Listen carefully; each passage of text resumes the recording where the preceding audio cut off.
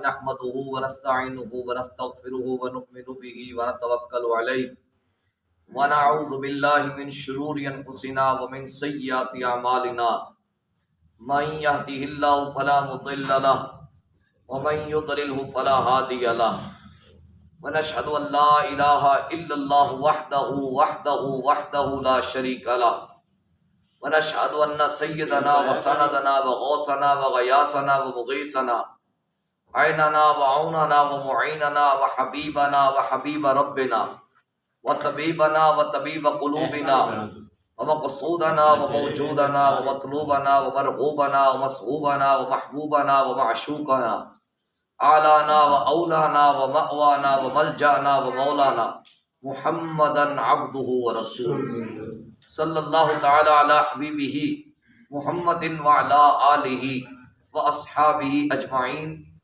اما بعد فاعوذ باللہ من الشیطان الرجیم بسم اللہ الرحمن الرحیم یا ایہا الذین آمنوا لا تقدموا بین یدی اللہ ورسولہ واتقوا اللہ ان اللہ سمیع علیم یا ایہا الذین آمنوا لا ترفعوا اصواتکم فوق صوت النبی ولا تجہروا له بالقول كجهر بعضکم لبعض ان تحبط اعمالکم وانتم لا تشعرون ان الذین یغضون اصواتهم عند رسول اللہ اولئک الذین امتحن اللہ قلوبهم للتقوى لهم مغفرة واجر عظیم ان الذين ينادونك من وراء الحجرات اكثرهم لا يعقلون ولو انهم صبروا حتى تخرج اليهم لكان خيرا لهم والله غفور رحيم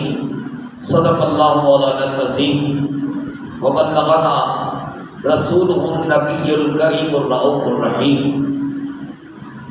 رب اشرح لي صدري ويسر لي امري واحلل عقدۃ من لسانی یفقهوا قولی یا رسول اللہ انظر حالنا یا حبیب اللہ اسمع قالنا اننا فی بحر غم مغرق خذ یدی ساحل لنا اشکالنا الصلاۃ والسلام علیک یا سیدی یا رسول اللہ الصلاۃ والسلام علیک یا سیدی یا حبیب اللہ وعلی آلک وَأَصْحَابِكَ يَا سَيِّدِي يَا خَاتَمَ النَّبِيِّينَ مغز قرآن روح ایمان جان دین مغز قرآن روح ایمان جان دین حسب حب رحمت للعالمین ادب پہلا کرینہ ہے محبت کے کرینوں سے اللہ رب العزت کی حمد و ثنا اللہ کے پیارے حبیب احمد مجتبی محمد مصطفیٰ جان رحمت صلی اللہ علیہ وسلم کے حضور ناز پہ تحفہ درود و سلام عرض کرنے کے بعد اللہ کریم کی ذات کا بے حد شکر ہے کہ اس نے ہمیں زندگی میں ایک بار پھر جمعۃ الوداع کی ساعتیں عطا فرمائی۔ جمعۃ الوداع مغفرت کا دن، اللہ کی طرف سے انعامات کی بارش کا دن ہے۔ آج کے اس خطبہ جمعۃ الوداع میں جس چیز پر معروضات پیش کرنا چاہتا ہوں اس کے بغیر دین بالکل نامکمل ہے۔ اگر وہ دولت نہ ہو تو بندے کا ایمان بھی نامکمل، بندے کی عبادات بھی نامکمل، جو بھی وہ عمل کرے وہ قبولیت کے معراج کو پہنچ نہیں سکتا۔ وہ ہے ادب مصطفیٰ جان رحمت صلی اللہ علیہ وآلہ وسلم۔ ہم نے یہ دیکھنا ہے کہ ہمارے بزرگوں نے سرکار دو عالم صلی اللہ علیہ وسلم کی بارگاہ کا ادب کیسے ملحوظ خاطر رکھا۔ حضرت نے کہا رات گئے جو واقعہ پیش آیا، اب اس میں مختلف تعبیریں کی جا رہی ہیں کہ یہ دیکھیں جی لوگوں نے جوتے پہنے ہوئے ہیں، لہذا یہ مسجد نبوی شریف صلی اللہ علیہ وسلم کا حصہ نہیں ہے۔ بھائی سوال یہ پیدا ہوتا ہے کہ جہاں پہ ایسا آپ تو گئے، جہاں پہ مسجد نبوی شریف صلی اللہ علیہ وسلم کی چھتریاں ہیں، اس جگہ سے روضہ شریف اتنا دور ہے جہاں سے ہمارا والا گیٹ ہے، اتنا پاس نہیں بنتا ہے، اس سے زیادہ نہیں ہے۔ اور جو لوگ سرکار دو عالم صلی اللہ علیہ وسلم کی بارگاہ سے سلام عقیدت پیش کر کے نکلتے ہیں، وہ اسی جگہ پر آتے ہیں اور اس کو باب جبریل کہتے ہیں، اسی جگہ سے آ کے نکلتے ہیں۔ سوال یہ نہیں ہے کہ یہ مسجد نبوی شریف صلی اللہ علیہ وسلم کا حصہ ہے یا نہیں، سوال یہ ہے کہ یہ سرکار دو عالم صلی اللہ علیہ وسلم کا کیا شہر بھی ہے کہ نہیں؟ حضور کا شہر ہے، اور حضور کے شہر کی حدود کا ادب بھی ہم پہ فرض ہے۔ حرم کی زمین ہے، قدم رکھ کے چلنا، ارے سر کا موقع ہے ہو جانے والے۔ اعلیٰ حضرت رحمت اللہ علیہ نے یہ نہیں فرمایا کہ مسجد نبوی میں ایسے چلنا ہے، آپ فرما رہے حرم کی زمین ہے، حرم کی زمین ہے، قدم رکھ کے چلنا۔ اس سے مراد حرم نبوی صلی اللہ علیہ وسلم کی جتنی زمین ہے، جتنی حدود ہے، یہ ساری کی ساری اس سے مراد ہے۔ آئیے قرآن مجید فرقان حمید کی جن آیات کا تلاوت کرنے کا شرف حاصل کیا ہے ان کی طرف بڑھتا ہوں۔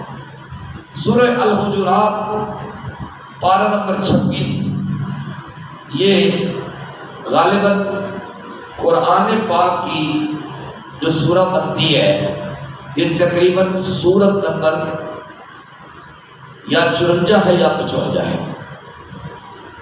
اس کی جو پہلی 5 آیات ہیں اس میں اللہ تعالیٰ نے بارگاہ رسالت مآب صلی اللہ علیہ وسلم کے آداب بندوں کو سکھلائے ہیں۔ کسی کا ادب اس کا استاد سکھلاتا ہے، کسی کا ادب پیر کا مرید پیر کا ادب سکھلاتا ہے، ماں باپ کا ادب استاد سکھلاتا ہے یا ماں باپ خود بدلاتے ہیں۔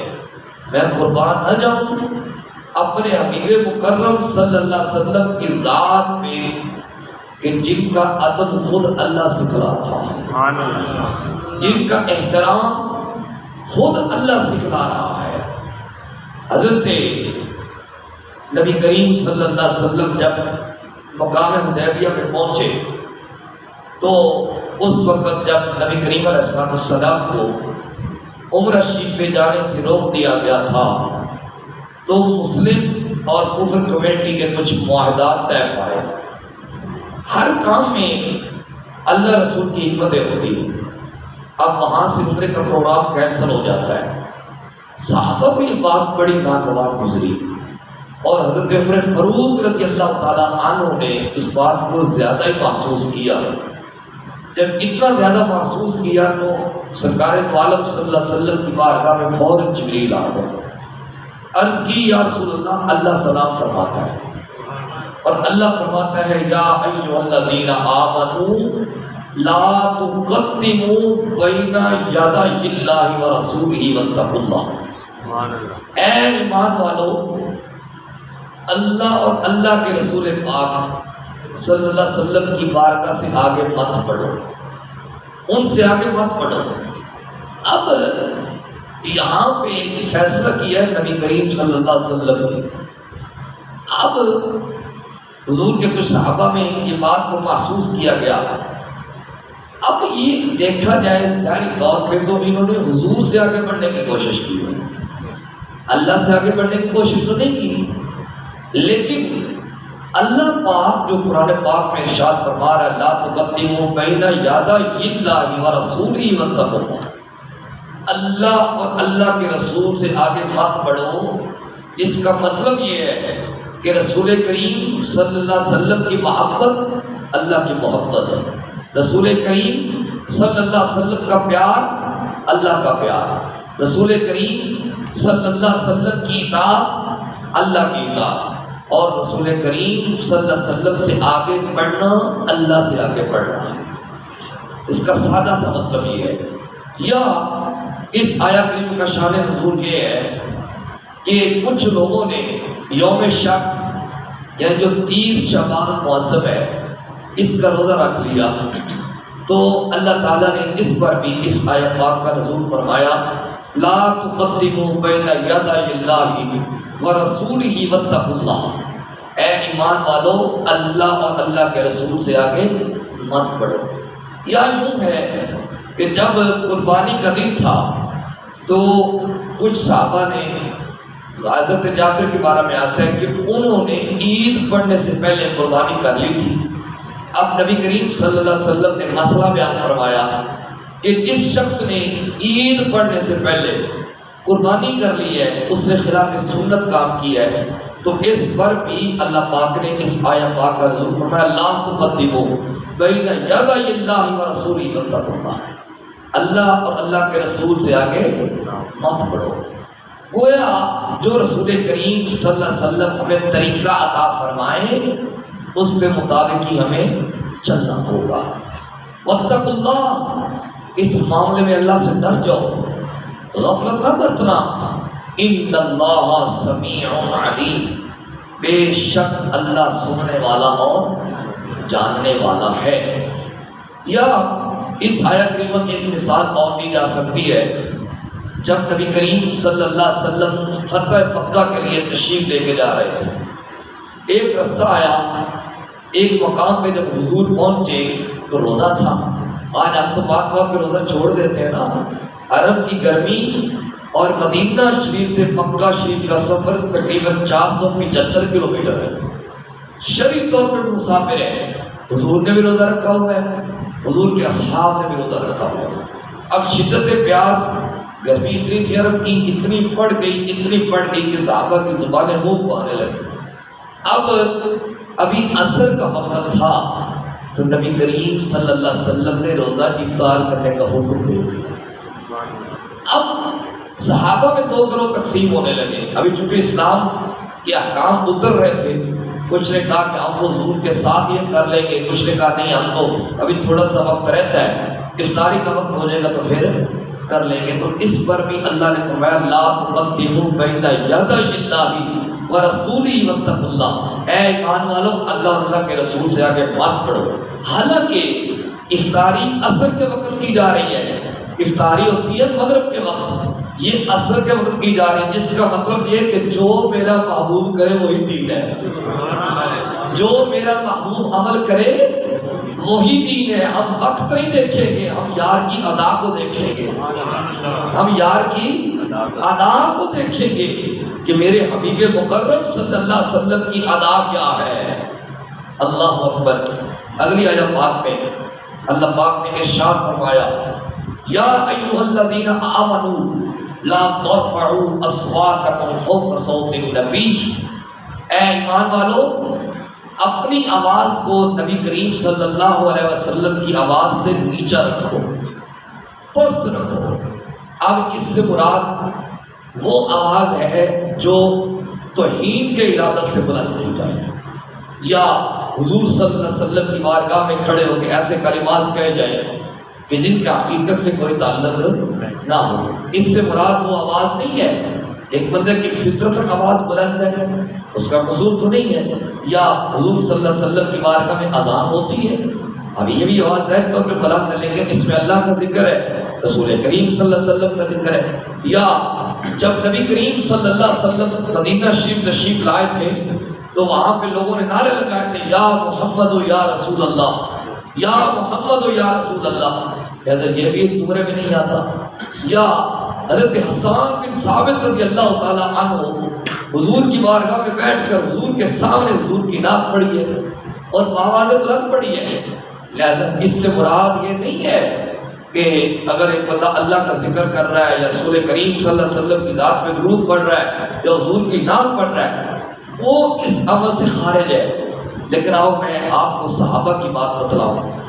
نبی کریم صلی اللہ علیہ وسلم کے ایک صحابی ہیں حضرت ثابت بن قیس رضی اللہ تعالی عنہ، ان کی آواز فطرتاً بلند تھی، یعنی خلقاً ان کی آواز بلند تھی، اونچی تھی۔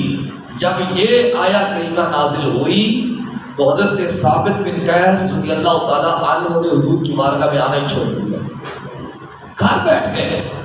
نبی کریم علیہ السلام نے جب حضرت ثابت بن قیس رضی اللہ تعالیٰ عنہ کو اپنی بارگاہ سے غیر حاضر پایا، حضور نے فرمایا کہ ثابت بن قیس نہیں آتے؟ ایک صحابی نے عرض کیا یا رسول اللہ صلی اللہ علیہ وسلم میں ان کی خبر لے کے آتا ہوں۔ جب وہ گئے تو حضور کے صحابی ہیں جن کا سرٹیفکیٹ یہ ہے والسابقون الاولون من المہاجرین، وہ لوگ جو اولین میں سے آئے مہاجرین میں سے، انصار جو انصار ہیں، والذین اتبعوہم باحسان، اور وہ لوگ جنہوں نے ان کی پیروی کی، رضی اللہ عنہم ورضوا عنہ، اللہ ان سے راضی ہے اور وہ اللہ سے راضی ہے۔ وَأَعَدَّ لَهُمْ جَنَّاتٍ تَجْرِي تَحْتَهَا الْأَنْهَارُ، اللہ نے ان کے لیے جنت تیار کر رکھی ہے، یعنی ان کو دنیا میں رہتے ہوئے جنت کے سرٹیفکیٹ عطا کر دیے گئے۔ اور حضور کے اصحاب وہ اصحاب ہیں جن کا ذکر تورات میں بھی ہے، جن کا ذکر انجیل میں بھی ہے، جن کا ذکر زبور میں بھی ہے۔ اور نبی کریم صلی اللہ علیہ وسلم خود ارشاد فرماتے ہیں کہ اللہ نے عالم ارواح میں تمام لوگوں کے دل دیکھے، اللہ نے عالم ارواح میں تمام لوگوں کے دل دیکھے، اور اللہ نے سب سے شفاف دل میرے صحابہ کے پائے۔ اتنی شانوں کے مالک ہوں، حضور کا زمانہ پایا ہو اور حضور کی مجلس اقدس میں بیٹھے ہوئے ہوں، وہ سر کو جھکا کے دیکھے بیٹھے ہیں۔ اس نے کہا یار تجھے کیا ہوا؟ حضور صلی اللہ علیہ وسلم تجھے یاد کرتے ہیں۔ انہوں نے کہا کہ میری چونکہ آواز بلند ہے، میں حضور کی بارگاہ میں اونچی اونچی باتیں کرتا ہوں، اب میرے حق میں یہ آیت کریمہ نازل ہو چکی ہے، میرے تو اعمال ہی برباد ہو گئے، میں حضور کی بارگاہ سے اونچی اونچی آواز میں باتیں کرتا ہوں۔ تو آقا دو عالم صلی اللہ علیہ وسلم نے فرمایا اس سے مراد تم نہیں ہو کہ تمہاری آواز خلقاً بلند ہے، اللہ نے بلندی پیدا کی ہے۔ اصل میں اس آیت کریمہ کے نزول کا سبب یہ بنا کہ حضرت صدیق اکبر رضی اللہ تعالیٰ عنہ بارگاہ مصطفیٰ جان رحمت صلی اللہ علیہ وسلم میں حاضر تھے اور قبر فروخ بھی حاضر تھے۔ ایک بندہ آیا تو حضرت صدیق اکبر رضی اللہ تعالیٰ عنہ نے حضور کی بارگاہ میں عرض کی حضور اس کو اپنے قبیلے کا امیر بنا دے۔ حضرت عمر فاروق نے اختلاف کیا، اب انہوں نے دونوں شخصیات جو کہ اشرف میں سے بھی ہیں اور حضور کے ساتھ لیٹے ہوئے ہیں، ان کا مقام دیکھ کے حضور خود فرماتے ہیں میرے بعد کوئی نبی ہوتا تو عمر ہوتا۔ حضرت صدیق اکبر کے بارے میں حضور فرماتے ہیں کہ دنیا میں جتنے لوگوں نے مجھ پر احسانات کیے میں نے سب کا بدلہ چکا دیا، صدیق اکبر کی احسانات کا بدلہ خود اللہ چکائے گا۔ اتنی شانوں کے مالک ہیں۔ جب انہوں نے بحث کی حضور صلی اللہ علیہ وسلم کی بارگاہ میں بیٹھ کر تو اللہ تعالیٰ نے اس آیت پاک کا نزول فرما دیا، لا ترفعوا اصواتکم فوق صوت النبی ولا تجہروا له بالقول کجہر بعضکم لبعض۔ اے ایمان والو اپنی آواز کو میرے نبی پاک صلی اللہ علیہ وسلم کی بارگاہ میں بلند مت کرو، اپنی آوازوں کو نیچا رکھو جس طرح کہ تم ایک دوسرے سے بات کرتے ہو۔ اگر تم نے ایسا کیا، اگر تم نے یہ کام کیا کہ میرے نبی کی بارگاہ میں اپنی آوازوں کو بلند کیا، ان تحبط اعمالکم، تمہارے اعمال حبط کر لیے جائیں گے، تمہارے اعمال حبط کر لیے جائیں گے۔ دو چیزیں ہوتی ہیں، ایک ہوتی ضبط، ایک ہوتا ہے حبط۔ ضبط جو شدہ چیز ہوتی ہے نا اس کے واپس آنے کا امکان موجود ہوتا ہے۔ مثلا ایک بندے کی چیز یا جائیداد یا گھر بحق سرکار گورنمنٹ نے ضبط کر لیا، اب وہ عدالت میں ریٹ کرے گا، اگر وہ مقدمہ جیت گیا تو اس کے گھر کے واپس آنے کا امکان موجود ہے۔ لیکن جو حبط شدہ چیز ہوتی ہے اس کے واپس آنے کا کوئی امکان نہیں ہوتا، وہ ختم ہو چکی ہوتی ہے۔ اللہ فرماتا ہے اگر تم نے میرے نبی کریم صلی اللہ علیہ وآلہ وسلم کی بارگاہ میں اپنی آوازوں کو بلند کیا تو تمہارے اعمال حبط کر لوں گا، تمہاری نمازیں ضائع، قرآن کی تلاوت ضائع، دین کی تبلیغ ضائع، تمہارے روزے ضائع، تمہارے حج ضائع، تمہارے عمرے ضائع۔ اللہ اکبر۔ آگے اللہ پاک فرماتا ہے وَأَنْتُمْ لَا تَشْعُرُونَ۔ ایک گناہگار ہوتا ہے نا، جب اس سے کوئی گناہ سرزد ہو جائے، ہم بھی اللہ معاف کرے بڑے گناہگار ہیں، لیکن اللہ پھر توبہ کی توفیق دے دیتا ہے، توبہ نصیب ہو جاتی ہے۔ لیکن جو بندہ حضور صلی اللہ علیہ وسلم کی بارگاہ کی بے ادبی کرے گا، گستاخی کرے گا، اور یہ جو آیت کریمہ نازل ہوئی ہے اس سے مراد یہ نہیں ہے کہ حضور صلی اللہ علیہ وسلم کی غیر زندگی میں نہ کریں، بعد میں کریں، نہیں، یہ حکم مطلق ہے، اور عربی کا قاعدہ یہ ہے کہ مطلق اپنے اطلاق پر جاری ہوتا ہے، اس میں کسی قسم کا زمانہ نہیں پایا جاتا۔ اب یہ جو فرمایا جا رہا ہے وَأَنْتُمْ لَا تَشْعُرُونَ، تمہیں شعور بھی نہیں ہوگا، اس کا مطلب یہ ہے کہ جس نے بارگاہ مصطفیٰ جان رحمت صلی اللہ علیہ وسلم کی بے ادبی کی، اللہ اس کو شعور ہی نہیں دے گا، وہ اپنے آپ کو سمجھے گا بڑا نیک ہوں، بڑا متقی ہوں، بڑا پرہیزگار ہوں، بڑی نمازیں پڑھتا ہوں، بڑا قرآن پڑھتا ہوں، بڑے میں نے حج کیے ہیں، میں نے پھیرے کے پھیرے لگائے ہیں۔ اللہ فرماتا ہے تجھے شعور ہی نہیں ہوگا، کیونکہ جو گستاخ مصطفیٰ ہوتا ہے اس کی توبہ اس کو توبہ کی توفیق بھی نہیں ہوتی اور اس کی توبہ قبول بھی نہیں ہوتی۔ لا تشعرون، تمہیں شعور نہیں ہوگا۔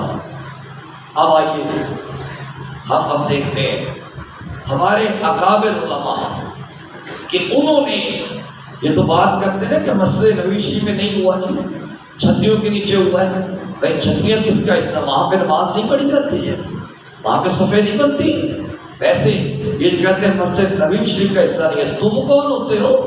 نبی کریم صلی اللہ علیہ وسلم فرما رہے ہیں کہ اللہ نے میرے آنے کی برکت سے پوری روئے زمین کو مسجد بنا دی، پوری روئے زمین کو مسجد بنا دیا گیا ہے۔ جب عام زمین کو مسجد بنا دیا گیا ہے تو ایک چیز مسجد نبوی شریف صلی اللہ علیہ وسلم کے ساتھ متصل ہے، اور وہ رستہ حضور کے روزے کی طرف جا رہا ہے، اور اس رستے سے لوگ سلام عقیدت پیش کر کے باہر آتے ہیں۔ اللہ اکبر۔ اب آئیے حضرت امام مالک رحمت اللہ تعالی، کون امام مالک؟ جنہوں نے 40 سال کا عرصہ سرکار دو عالم صلی اللہ علیہ وسلم کی بارگاہ میں بیٹھ کے حدیث کا درس دیا ہے، حضور کی بارگاہ میں بیٹھ کے حدیث پڑھائی ہے۔ مجھے آپ بتائیں، میں پہلے عرض کر چکا ہوں کہ اگر دینی معاملات میں آواز بلند ہو بھی جائے تو اس میں کسی قسم کا حرج نہیں ہے، لیکن حضرت امام مالک رحمت اللہ علیہ کا ادب دیکھیے کہ آپ جو کتاب کا ورق تھا اس کو اس طرح پرکھتے تھے کہ اس کی آواز بھی پیدا نہیں ہونے دیتے تھے، اس کی آواز بھی پیدا نہیں ہونے دیتے تھے۔ یہ حضور کی بارگاہ کا ادب ہے۔ پھر امام مالک رحمت اللہ علیہ کے بارے میں آتا ہے، یہ تو کہتے ہیں کہ دیکھو لوگوں نے جوتے پہنے ہوئے ہیں، مسجد نبوی شریف کا حصہ نہیں۔ آپ کے بارے میں آتا ہے کہ امام مالک رحمت اللہ تعالی علیہ مدینہ شریف کی دیواروں کے ساتھ لگ لگ کے چلا کرتے تھے۔ کسی نے کہا آپ اتنی تقریب کے ساتھ کیوں چلتے ہیں، آپ گلیوں کے درمیان میں چلے؟ کہا یار مجھے علم نہیں ہے کہ کس کس زمین کے حصے نے میرے حضور کی قدموں کو مجھ سے دیے ہوئے ہیں۔ یہاں پہ حضور چلتے تھے، یہاں پہ حضور کے قدمین شریف پہ لگتے تھے، کہیں ایسا نہ ہو کہ حضور کے قدمین پر میرے قدم آ جائیں اور کہیں یہ گستاخی کے زمرے میں نہ آ جائیں۔ اس طرح ادب ملحوظ خاطر رکھا گیا۔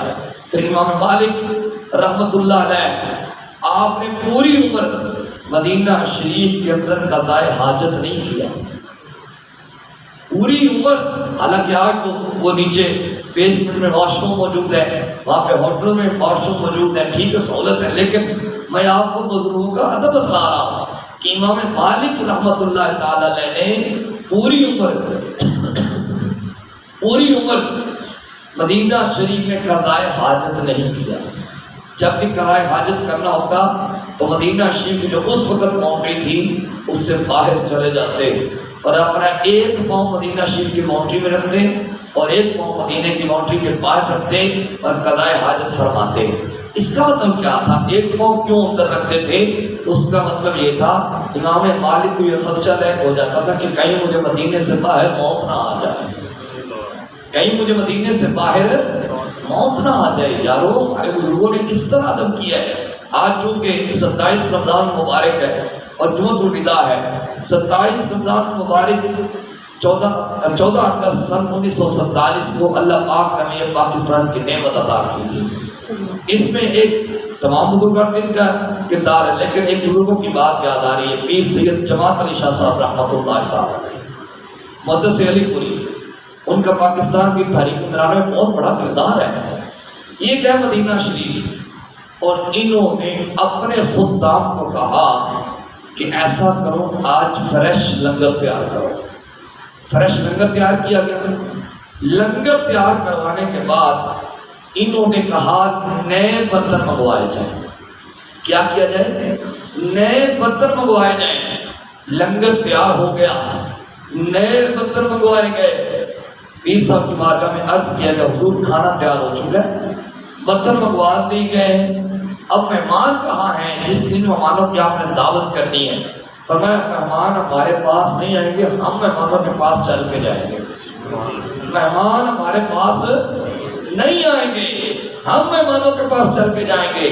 پیر صاحب کے ساتھ لوگوں نے لنگر اٹھایا، پلیٹیں اٹھائیں اور چل دیے، مدینہ شریف کے جنگلوں کی طرف نکل گئے، اور وہاں پہ پلیٹوں کے اندر لنگر ڈالا گیا اور رکھا گیا۔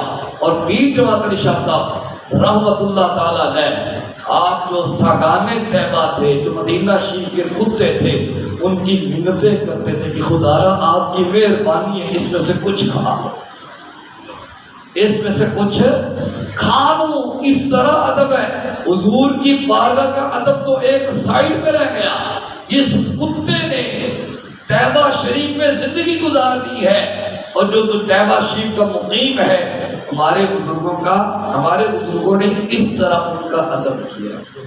اور میں آپ کو بتلاؤں، یہ لوگ کہتے ہیں کہ مسجد نبوی شریف سے باہر ہمیں نہیں غرض، کوئی بھی پارٹی ہو، خدا را منبر رسول پہ بیٹھا ہوں، ہمیں حضور سے آگے کوئی نہیں ہے، ہمیں حضور سے آگے، پیار سے بولیے، حضور سے آگے کوئی نہیں ہے۔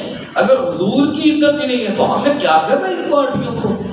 ہم نے تو یہ دیکھنا ہے کہ دربار رسالت مآب صلی اللہ علیہ وسلم کا احترام کون کرتا ہے اور کون پیمال کرتا ہے۔ میں جو بات بتانے لگا تھا، میرے بابا جی کی بلا، یار آپ کہتے ہیں انسانوں کے کرتے ہیں کہ یہ مسجد نبوی شریف کے حضور رہی تھی۔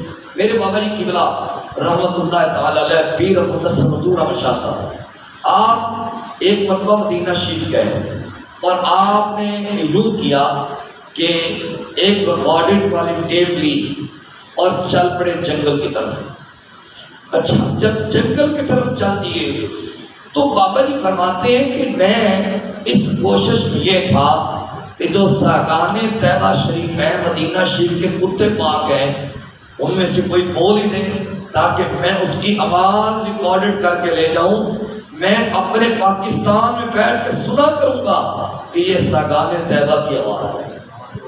لیکن بابا جی فرماتے میں نے بڑی کوشش کی، کسی سگے پاک نے اپنی آواز کو نہیں نکالا۔ تو یارو وہ کتا ہو کہ اس کو پتا ہے کہ یہ مدینہ شریف ہے، میں نے یہاں پہ اونچی آواز میں نہیں بولنا، تو انسان ہو کہ حضور کی بارگاہ کی بے ادبی کر رہا ہے؟ کسی عجیب بات ہے۔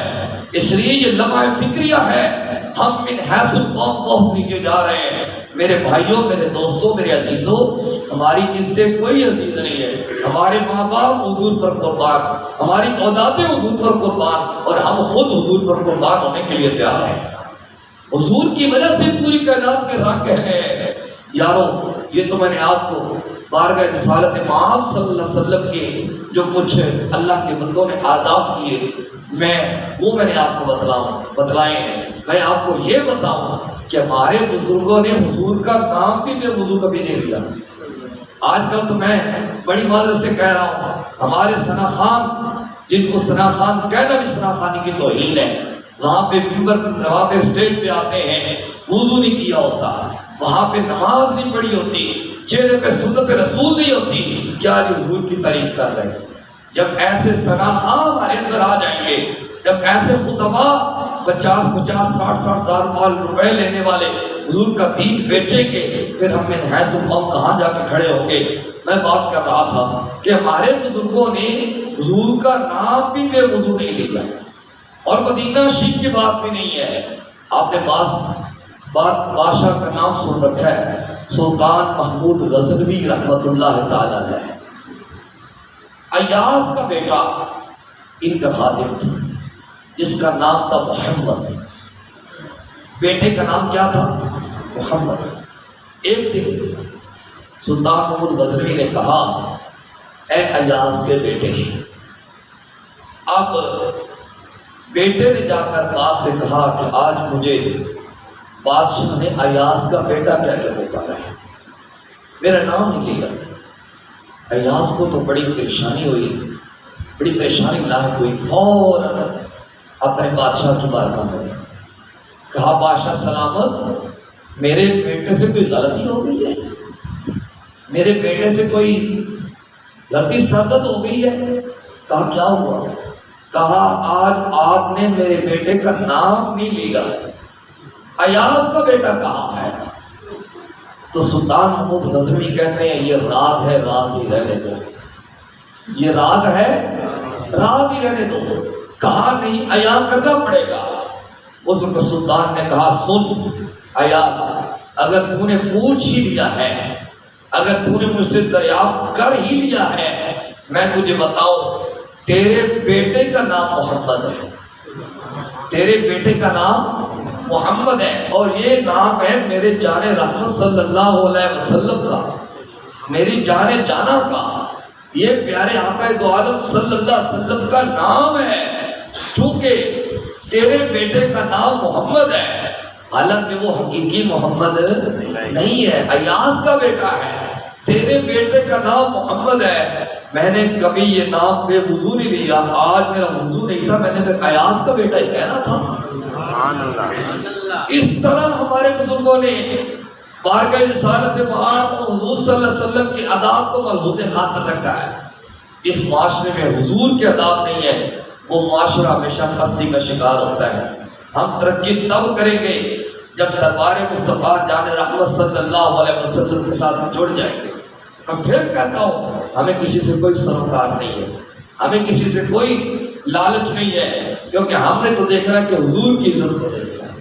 کل قیامت کے دن ہم سے یہ نہیں پوچھا جانا، جب قبر میں جانا ہے ان کے بارے میں نہیں پوچھا جانا، قبر میں تو یہ پوچھا جانا ہے اس محبوب کی بارگاہ میں، اس محبوب کے بارے میں تو کیا کہتا تھا، اس کے بارے میں تیرا عقیدہ کیا تھا۔ اللہ اکبر۔ میں آپ کو دو باتیں سنا کے پہلے اگلی آیات کا ترجمہ پیش کر لوں۔ اللہ پاک فرماتے ہیں ان الذین یغضون اصواتهم عند رسول اللہ، وہ لوگ جنہوں نے اپنی آوازوں کو سرکار دو عالم صلی اللہ علیہ وسلم کی بارگاہ میں پست رکھا، نیچا رکھا، اولئک الذین امتحن اللہ قلوبهم للتقوی، اللہ نے تقوی کے لیے ان کے دل چن لیے، اللہ نے تقوی کے لیے ان کے دل چن لیے۔ اس کا مطلب یہ ہے کہ تقوی کی دولت بھی تب نصیب ہوگی جب ہم حضور کی بارگاہ کا ادب کریں گے۔ لہم مغفرۃ و اجر عظیم، ان کے لیے اللہ کی طرف سے مغفرت ہے اور بہت بڑا اجر ہے۔ آگے اللہ پاک نے فرمایا ان الذین ینادونک من وراء الحجرات، وہ لوگ جو سرکار دو عالم صلی اللہ علیہ وسلم کی بارگاہ میں آ کر حضور کو صدا دیتے، ہوا یوں ایک قبیلے کے لوگ حضور صلی اللہ علیہ وسلم نے گرفتار کر لیے، قید کر لیے۔ اب وہ لوگ فدیہ لے کر آئے، وہ لوگ فدیہ لے کر آئے اور انہوں نے حضور کے دروازے پاک پہ کھڑے ہو کے حضور کو آوازیں دینا شروع کر دی۔ اب اللہ پاک کو یہ چیز بھی پسند نہیں آئی، فرمایا ان الذین ینادونک من وراء الحجرات اکثرهم لا یعقلون، وہ لوگ جو حجرے سے نبی کریم صلی اللہ علیہ وسلم کو صدا دیتے ہیں ان میں سے اکثر کو علم ہی نہیں ہے، عقل ہی نہیں۔ یہاں پہ عقل بمانا علم تبدیل کیا گیا ہے۔ اچھا یہ تو حضور کی بارگاہ کا ادب ہے نا، میں آپ کو اس سے اگلی بات سناؤں۔ حضرت ابن عباس رضی اللہ تعالیٰ عنہ حضور کے صحابی حضرت ابی ان کے پاس علم سیکھنے کے لیے جاتے تھے. اچھا اب آپ احباب بھی تشریف لاتے ہیں, دروازہ کھٹکھٹاتے ہیں, اچھی بات ہے, لیکن حضرت ابن عباس رضی اللہ تعالیٰ عنہ ان کا دروازہ نہیں کھٹکھٹاتے تھے, باہر کھڑے ہو جاتے ہیں. وہ خود تشریف لائے, ان کو بڑی پریشانی ہوئی, کہا کہ اے ابن عباس آپ دروازہ کھٹکھٹا لیتے. کہا نہیں, جو عالم ہوتا ہے نا یہ اپنی قوم میں, یعنی کہ نبیوں کے وارث ہوتے ہیں, عالم نبیوں کے وارث ہوتے ہیں, کیونکہ سرکار دو عالم صلی اللہ علیہ وسلم کا فرمان ہے العلماء ورثۃ الانبیاء. حضور کا فرمان ہے من زار عالما فکانما زارنی, من جالس عالما فکانما جالسنی, من صافح عالما فکانما صافحنی. فرمایا جس نے عالم کی زیارت کی میری زیارت کی, جو عالم کی مجلس میں بیٹھا میری مجلس میں بیٹھا, جس نے عالم دین کے ساتھ مصافحہ کیا اس نے میرے ساتھ مصافحہ کیا. ابن عباس کرنے ہیں چونکہ عالم جو ہوتا ہے یہ نبی کا وارث ہوتا ہے, تو میں نے یہ چیز بھی برداشت نہیں کی کہ ان کا دروازہ کھٹکھٹا. اس طرح عذاب ملوز خاطر رکھے گئے. اللہ خود متولو انہم صبر, اگر وہ لوگ صبر کرتے حتی تخرج, یہاں پہ آپ خود بخود حضور تشریف لے آتے, لکان خیر لہم واللہ غفور رحیم, وہ ان کے لیے بہتر تھا, اللہ بخشنے والا مہربان ہے. اب ہوتا یہ کہ جب نبی کریم صلی اللہ علیہ وسلم اپنے گھر پاک میں تشریف لے جاتے تو دو طریقے ہوتے تھے. اگر حضور صلی اللہ علیہ وسلم نے جلدی باہر تشریف لانا ہوتا تو حضور اپنے نالین پاک باہر اتار کے چلے جاتے تھے, جس کا مطلب یہ ہوتا تھا کہ حضور آ رہے ہیں, ابھی تک آپ حضور کے نالینوں کی زیارت کیجیے, اپنے دلوں کو ٹھنڈا کیجیے نالینوں کی زیارت سے. اچھا, یا حضور صلی اللہ علیہ وسلم نے اگر تشریف نہ لانا ہوتا تو حضور نالین کے سمیت ہی اندر تشریف لے جاتے. اب اگر کسی صحابی کو کام پڑ جاتا تو حضور کے در دولت پہ بیٹھ کے حضور کے ساتھ میں درود ہی پڑھتا رہتا, حضور کا انتظار کرتے تھے. یا کوئی ضروری بات ہوتی تو پتہ کیا طریقہ ہوتا, یہ جو ناخن ہے نا, ناخن, اس کے ساتھ ایسے حضور کے در پاک کھٹکھٹایا جاتا ہے. یہ تو زیادہ آواز ہے اسپیکر کی, اس وقت اتنی سی بات آپ دروازے پہ جا کر ناخن لگائے کتنی سی بات پیدا ہوتی. اس طرح ناخن کے ساتھ حضور کے اصحاب جو تھے وہ حضور کے دروازہ پاک کو دستک دیا کرتے تھے. یادو یہ حضور کی بارگاہ کے عذاب ہے. میں آخری دو باتیں کر کے, بات تھوڑی سی لمبی ہوگی کیونکہ تھوڑا سا لیٹ شروع ہوا تھا. حضور صلی اللہ علیہ وسلم کی ایک صحابی حضرت ابو عبیدہ بن جرح, میں نے صبح بھی غالباً یہ بات سنائی تھی رضی اللہ تعالیٰ عنہ. ان کو حضرت عمر فاروق نے یروشلم بھیج دیا, یعنی فلسطین کے جا کے وہاں پہ فتح کر دیا. جب فلسطین فتح ہو گیا حضرت عمر کی طرف خط لکھا گیا کہ آپ تشریف لائیں, اللہ نے بیت المقدس کو فتح عطا کر دی ہے. حضرت عمر فاروق چلے, ایک خادم ہے ایک آپ ہے, باری باری سواری پہ سوار ہوتے ہیں. کبھی خادم سوار ہو جاتا ہے تو عمر نکیل پکڑ کے آگے آگے چلنا شروع کر دیتے ہیں. کبھی عمر سوار ہو جاتا ہے تو خادم نکیل پکڑ کے آگے چلنا شروع کر دیتا ہے. وہ برابری کا تو نے دیا 10 آدمی کو, یہ غلام ناکہ پر ہے تو امام چل رہا ہے, غلام ناکہ پر ہے تو امام چل رہا ہے. تو بصورت وہ پھر کیا ہوا کہ جب یروشلم آیا تو حضرت عمر فاروق کی باری پیدل چلنے کی آ گئی اور خادم کی باری سوار ہونے کی آ گئی. اب خادم نے کہا حضور میں اپنی باری چھوڑتا ہوں, میں نیچے پیدل چلتا ہوں, آپ سواری پر سوار ہو جائے. حضرت عمر نے کہا میں ایسا نہیں کروں. آپ نے سواری کی نکیل پکڑی, آگے چل پڑے. جب کچھ لوگوں نے عمر کو نہیں دیکھا ہوا تھا تو وہ کہتے ہیں کہ آپ نے تو سوچا تھا کہ بڑا کوئی قریشی سردار ہوگا, اس سے حسین جس کا غلام ہے جو نکیل پکڑ کے آگے آگے چل رہا ہے. حضرت ابو عبیدہ بن جرح نے کہا تمہاری آپ کے دکھا کہا رہی ہیں, ہمارا امیر وہ نہیں جو سواری پر بیٹھا ہوا ہے, ہمارا امیر وہ ہے جو سواری کی نکیل پکڑ کے آگے آگے چل رہا ہے. پھر لشکر آئے ہوئے تھے, حضرت ابو عبیدہ بن جرح رضی اللہ تعالیٰ عنہ کو حضرت عمر نے کہا ان لشکروں کو پیچھے بھیج دو, ہمیں استقبال کی کوئی ضرورت نہیں ہے, اور ان سے کہا آؤ کسی سائڈ پہ چلے. حضرت ابو عبیدہ بن جرح کو ساتھ لیا, ایک درخت کی اوٹ پہ چلے گئے.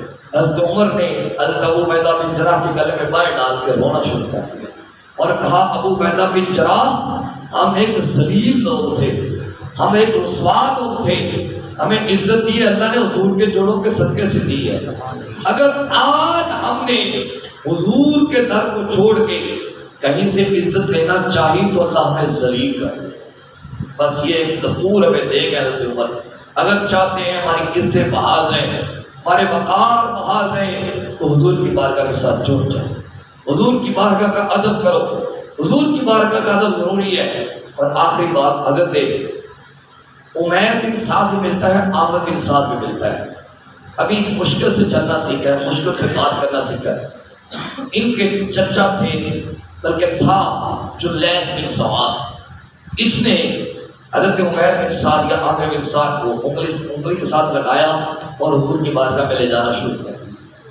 باتیں ہوتی رہی، حضرت عمیر بھی جاتے تھے، گفتگو سن کے آ جاتے تھے. ایک دن یہ گئے حضرت عمیر تو جلاس بن سوید نہیں گیا، اور وہ عذری بدبخت تھا. سارے پیچھے نمازیں پڑھنے والے صحیح نہیں ہوتے. یہ بات سمجھ لیں جو بات سنا رہا ہوں. جلیس بن سواد حضور کی تقریر بھی سنا کرتا تھا، حضور کے پیچھے نماز بھی پڑھتا تھا، حضور کے پیچھے. اچھا، عمیر بن سعد رضی اللہ تعالیٰ عنہ نے تقریر سنی اور آ کر کہا، اے میرے چچا، آج چونکہ آپ غیر حاضر تھے، آج حضور نے آخرت کے بارے میں اس طرح تقریر کی ہے کہ ہماری آنکھوں کے سامنے سارا آخرت کا نقشہ آ گیا. تو جلاس بن سوید کہنے لگا، معاذ اللہ، نقل کفر نہ باشد، کہ اگر محمد سچا ہے تو پھر ہم تو سے بھی بدتر ہے. جلاس بن سوید جب یہ جملہ کہا، عمیر بن سعد، اس کی عمر ابھی 3 یا 4 سال ہے، ان کے پاؤں کے نیچے سے زمین نکل گئی. کہا، چچا تو مجھے حضور کی بارگاہ میں لے جایا کرتا تھا. آج سے پہلے پوری کائنات میں میرے نزدیک دنیا میں جو بندہ محبوب تھا وہ تو ہی تھا، لیکن آج کے بعد جو پوری دنیا میں کائنات کے اندر بدترین شخص ہے وہ تو ہی ہے. اور کہا، میرے پاس 2 رستے ہیں. ایک یہ ہے کہ میں اللہ رسول سے خیانت کروں، جو تو نے کہا میں کسی کو نہ بتاؤں، اور ایک یہ ہے کہ میں جو تو نے بدتمیزی کی ہے میں جا کر حضور سے عرض کر دوں، پھر جو ہو سو ہو دیکھی جائے گی. جلاس بن سوید کہنے لگا، جا جو تجھے کہنا ہے کہہ دے، تو بچہ ہے، تیری بات کون سنے گا. عمیر بن سعد اپنے ننھے قدموں کے ساتھ حضور کی بارگاہ میں آئے. آ کے عرض کیا، حضور جلاس بن سوید میرا چچا ہے، میرا چچا لگتا ہے، وہ آپ کا دشمن ہے. میں آپ کے سامنے اس سے بیزاری کا اعلان کرتا ہوں کہ میرا اس سے کوئی تعلق نہیں ہے. یا رسول اللہ، رب بھی گواہ ہو جائے، میرا میرے چچا سے کوئی تعلق نہیں ہے. حضور صلی اللہ علیہ وسلم نے فرمایا کہ اے بچے ہوا کیا ہے. ساری بات انہوں نے سنا دی. ادھر جلاس بن سوید نے بھی قسمیں اٹھانا شروع کر دی کہ میں نے تو کوئی بات کی نہیں، ایسے بچے نے جا کے بات کر دی ہے. اب حضور صلی اللہ علیہ وسلم نے بزرگ صحابہ کو بلایا، مشورہ کیا. اس کا مطلب یہ ہے کہ مشورہ کر لینا چاہیے کہ یہ معاملہ پیش ہے، بتاؤ کیا کیا جائے. ابھی چونکہ اسلام کے احکام نازل ہو رہے تھے تو وہی ہوا. صحابہ نے بھی کہہ دیا، یا رسول اللہ یہ تو بچہ ہے، یہ اپنی بات اچھی طرح خود نہیں سمجھ سکتا. تو جلاس بن سوید تو بزرگ صحابہ میں سے ہیں اور آپ کے پیچھے نماز بھی پڑھتے ہیں اور آپ کی باتیں بھی سنتے ہیں. حضور نے صحابہ کے کہنے پر معاملہ نظر انداز فرما دیا کہ چلو کوئی حکم مستقل بن جائے. ادھر بچہ اٹھا، اس نے جھولی پھیلا لی، عرض کی، اللہم ان کنت صادقا فصدقنی وان کنت کاذبا فکذبنی. اے اللہ تو سچا ہے، اگر میں سچا ہوں تو میری سچائی کا اعلان کر، اگر میں جھوٹا ہوں تو میرے جھوٹے ہونے کا اعلان کر. ابھی بچے نے اپنے ہاتھ چہرے پہ نہیں پھیرتے، جبریل آ گیا. یا رسول اللہ، اللہ سلام فرماتا ہے اور اللہ فرماتا ہے، یعلمون باللہ ما قالوا وَلَقَدْ قَالُوا كَلِمَةَ الْكُفْرِ وَكَفَرُوا بَعْدَ إِسْلَامِهِمْ. محبوب یہ قسمیں کھاتے ہیں کہ ہم نے کچھ نہیں کہا، اس نے اسلام لانے کے بعد بدتمیزی کی ہے، اس نے آپ کی گستاخی کی ہے. حضور صلی اللہ علیہ وسلم نے بچے کو بلایا، حضور نے بچے کے کانوں کو پکڑا. او بچے مبارک ہو، تیری گواہی تو اللہ نے 7 آسمان سے اوپر سے دے دی ہے، اور تیرے کانوں میں جو بھی سنا تھا صحیح سنا تھا، تیرے کانوں نے جو بھی سنا تھا صحیح سنا تھا.